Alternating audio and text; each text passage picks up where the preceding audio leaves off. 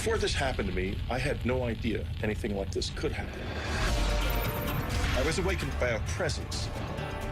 Then I began to see these faces, and I wasn't quite sure what was going on. There was a long, needle. They said they were going to put this into my head, and it scared me to death.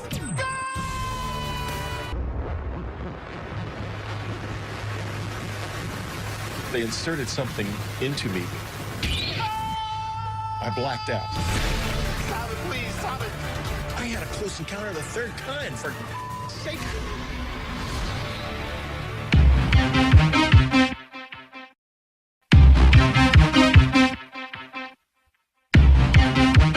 What? Whoa.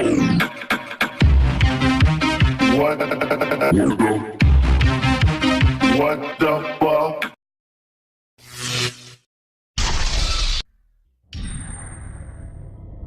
Before the fall of 1985, I had no opinion about UFOs or alien abductions or anything like that.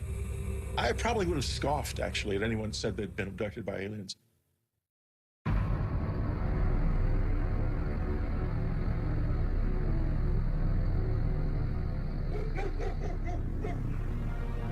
At the time of my first encounter, we had a country house, very isolated. The property butted up against a large state-owned area of 15,000 acres of forest. And it wasn't actually even on any maps at that time. The private road hadn't been included in maps. We had nothing like satellite photos in those days. So we were just kind of off the grid. It's great, honey. I love it. Yes. We had enjoyed a lovely Christmas at our cabin. We'd had a wonderful time. Hey, the weather report says it's gonna snow tomorrow. Just as traditionally as you can. And it was just a lovely time. Sure.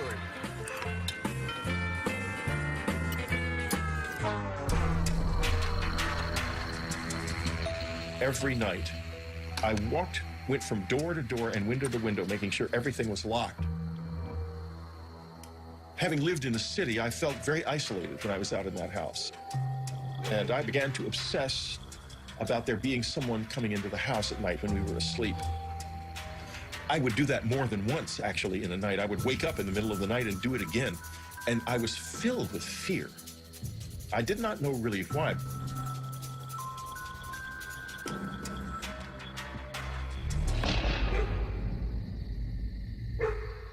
There was absolutely nothing suggesting anything unusual. But on some level, I knew damn well something was wrong.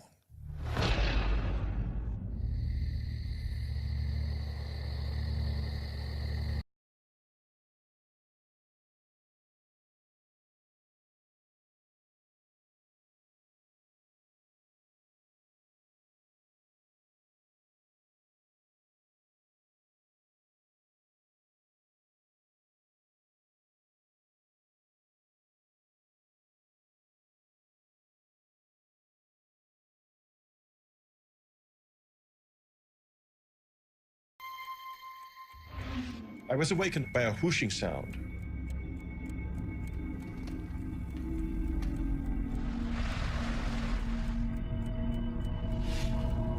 And I heard it. I sat up. Maybe it crossed my mind that it might be the dishwasher. I'd had an alarm system installed in the house, so I was confident that no one could get in.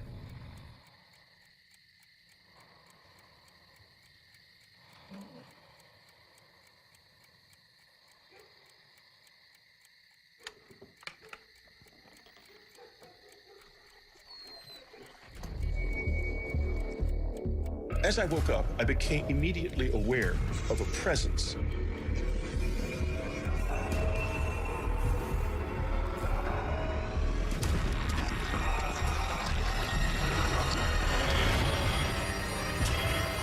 Before I could do or say a thing, I was gone, was blacked out. After the blackout, something happened to my body.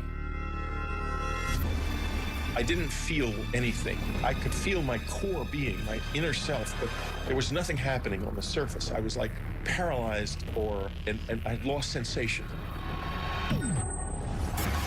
Then I remember a feeling like going up in a fast elevator. And I saw the trees whipping past beside me. It happened so fast, I didn't get a chance to gather myself together. And I blacked out again. That's how it started. I found myself waking up. I couldn't move. And these figures began to dart around, and I wasn't quite sure what was going on.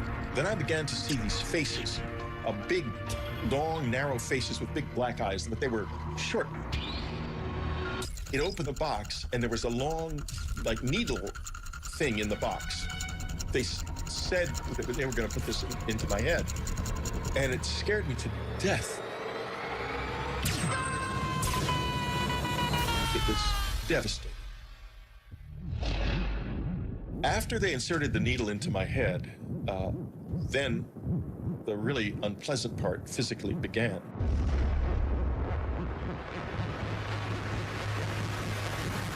They inserted something into me. I blacked out.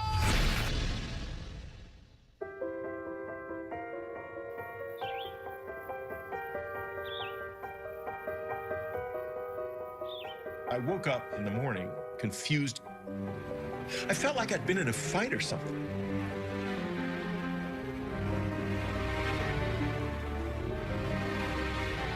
I thought, this can't be true. This is absolutely ridiculous. But it was so vivid. By the time I went to the doctor, I had reconstructed the experience enough to tell him the sequence of events. And he laughed and he said, Whitley, you're telling me you were taken aboard a flying saucer by little men. I thought, my God, I am telling him that. What in the hell could that mean? And he examined me and he said, to be honest with you, Whitley, it looks as if you've been raped.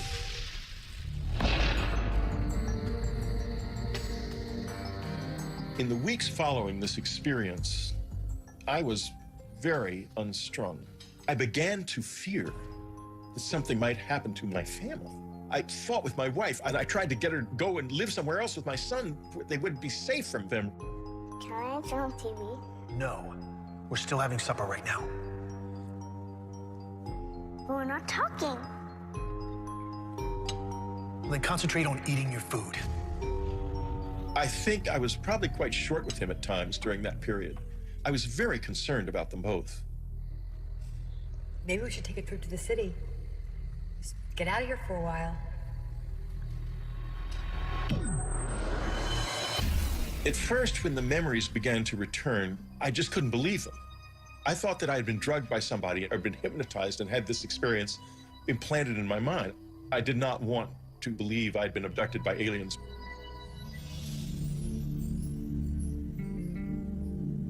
I also had done some research by then and found out that there was a lot of UFO activity in the area. In fact, there was, across the Hudson, there was a whole huge flap of the Hudson River Valley UFO sightings, which was still just in the process of ending when this happened to me. And that was only 30 miles away, 30, 40 miles away.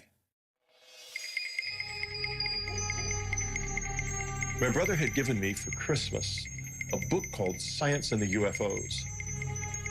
In it, I found a description of something that was very similar to what happened to me, and I was shocked.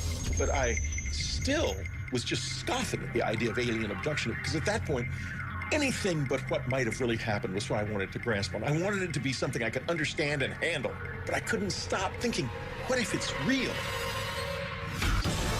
Stop it, please, stop it! I had a close encounter of the third kind, for sake. When I began exploring how to understand what had happened to me, the possibility of hypnosis became apparent. I've never been hypnotized before. I don't know if it'll work on me. Well, let me worry about that. Even under hypnosis, no one's gonna make you say anything that you don't want to. Okay? You're the one who's in control. Okay? Okay. All right, I want you to focus on my pencil. And while I do this, I want you to relax. All right, relax your face. Relax your neck and shoulders. And now I want you to relax your eyes. You can barely keep them open. When I went into hypnosis, what I saw was so vivid and so unexpected.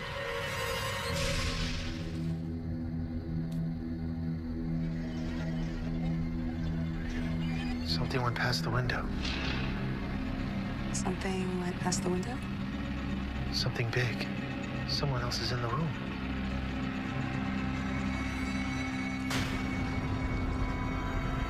Who the hell is that? Is that somebody there? Can't be. I don't want to be there. I don't want to be there. Oh, God, stop it, please. Stop it. Don't let take me there. Stop. It's okay, Whitley. Look, you're safe. Okay? And that was why I was so paranoid and unstrung during the October-November period. But I had no conscious memory of it until it burst unexpectedly out in that hypnosis session. What I saw was so vivid and so unexpected to both of us that I basically think there's no way it wasn't a production of memory, not of imagination. Do you want to stop? No. I was obsessed with continuing because I wanted answers badly. I had a close encounter of the third kind. For sake, I can't just ignore this. Okay. Now it's the night of October 4th. You've just woken up. And tell me what you see. Under hypnosis, I saw one of these alien figures standing in my bedroom. It touched my head with a wand that had an electric fizzle to it. And it flashed terrifying visions. The first one I remember is a vision of my son. Something is happening to him. And I had the impression he was dying or being kidnapped or something at the time, and it was very frightening. The second vision was a vision of my father dying. He died previously of a heart attack. He was already dead. And the sense of sadness I felt was profound. I loved him deeply. There was a third vision involved, an apocalyptic vision, the end of the world and of everything being destroyed, either in a nuclear war or a natural catastrophe of some kind that looked like a war. I remember the sense of despair and helplessness that it brought me.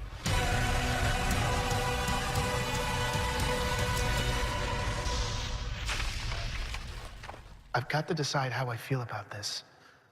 I can't deny it anymore. When I began to gather myself together, I had met by this time other people who had had similar experiences. I began to ask myself, what did they want from me? I speculated about whether or not what seemed like a psychic attack could have been warnings. I have remembered more and more, not only the vision of the apocalypse, but other warnings and consistent warnings, not only to me, but across the whole community of people who have had this experience. A lot of them get the same warnings, that we're in trouble, that our environment is in trouble. So I'm not alone in that. And that has become a really a central feature of my current life.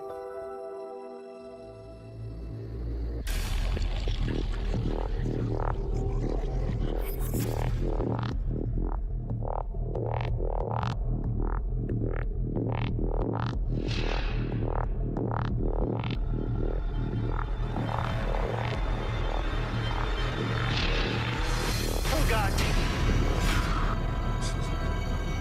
The sensation I felt when I tried to move on that night was like I was being impeded by something that really slowed you down, like a thick tar or something.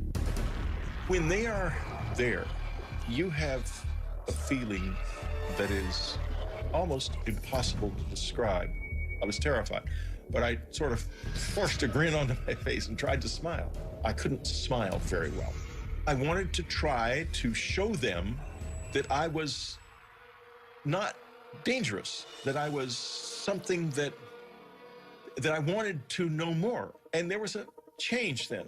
After it became clear to them that I was trying to engage with them, they began to respond in various ways. They were trying to build a bridge, I think. I think that was the first moment when there was any kind of real exchange. I wouldn't say that, oh, this is definitely aliens. I would say that it was real and that we don't know what it was. That I am quite certain of.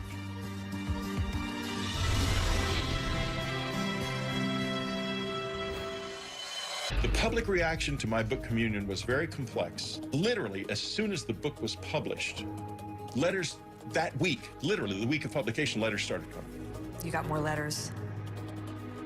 We had well over 200,000 letters over the years. We probably had closer to 500,000 over the years. I don't know what to say to them anymore. I don't have all the answers. Maybe just understanding the questions is enough.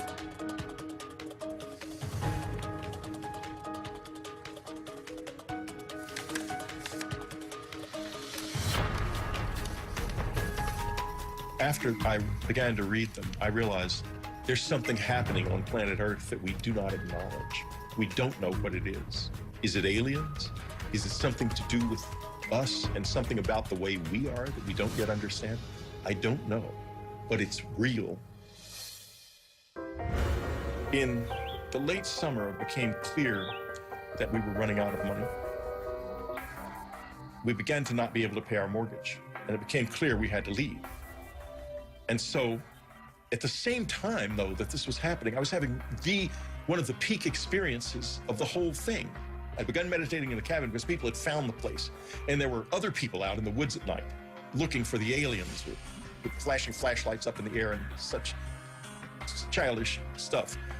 And so I meditated, and I stayed in the house and meditated from then on. I didn't really want to be disturbed by that. And one night there were these thuds on the roof right above me. And the next moment I could feel a presence in the room. At this point, these years later, I was easy with their presence in the house. I wasn't scared of that. And I finally said, I want to see you as you really are. And I didn't see anything. And so I said, well, this is it. I'm leaving this room now, and I'm leaving it forever. I will never return to it because tomorrow we leave and we're leaving forever. And I left the room. I went to bed. I lay in the bed, still hoping something would happen. Suddenly I saw a light up in the front yard. It was a bright, beautiful white light shining on the grass like moonlight, but 10 times brighter. I got up and looked out the window, and this light with rays coming out of it, and the rays penetrated my body, some of them, and I could taste his presence in the rays. It was the most extraordinarily beautiful experience I've ever had.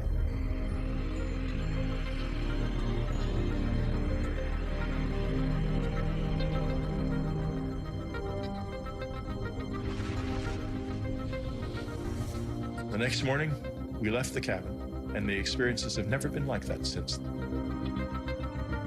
People who don't have open minds and are dismissive of all of this miss out on one of the most wonderful, frightening, dangerous, beautiful things that you can know. I did not ask for this. I did not know about it. I did not expect it. I did not want it, that's for sure. But it burst into my life without warning, and it's never left me since.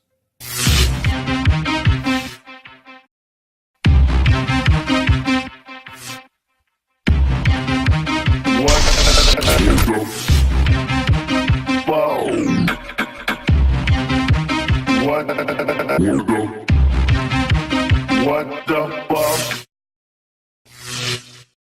WTF? WTF? What the fuck does WTF mean? What the fuck? Oh.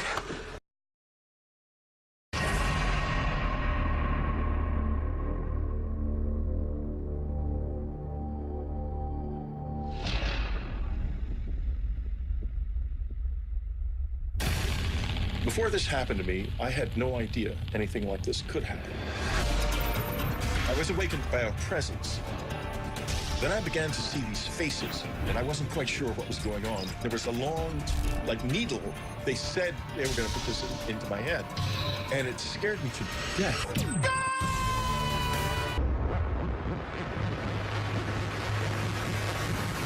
They inserted something into me. I blacked out. Stop it, please, stop it.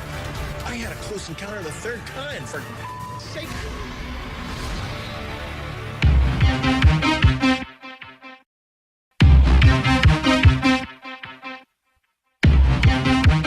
What? Whoa. What? What the fuck?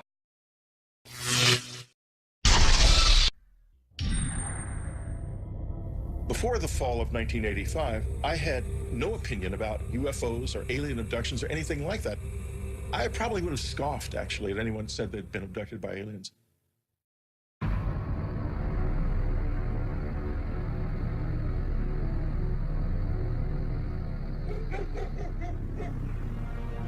At the time of my first encounter, we had a country house, very isolated. The property butted up against a large state-owned area of 15,000 acres of forest.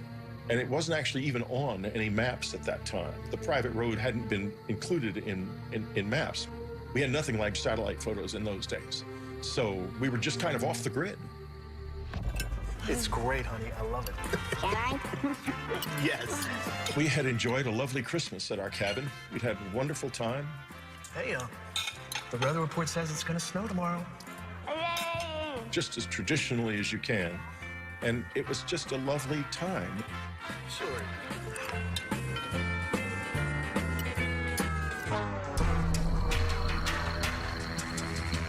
Every night, I went from door to door and window to window, making sure everything was locked.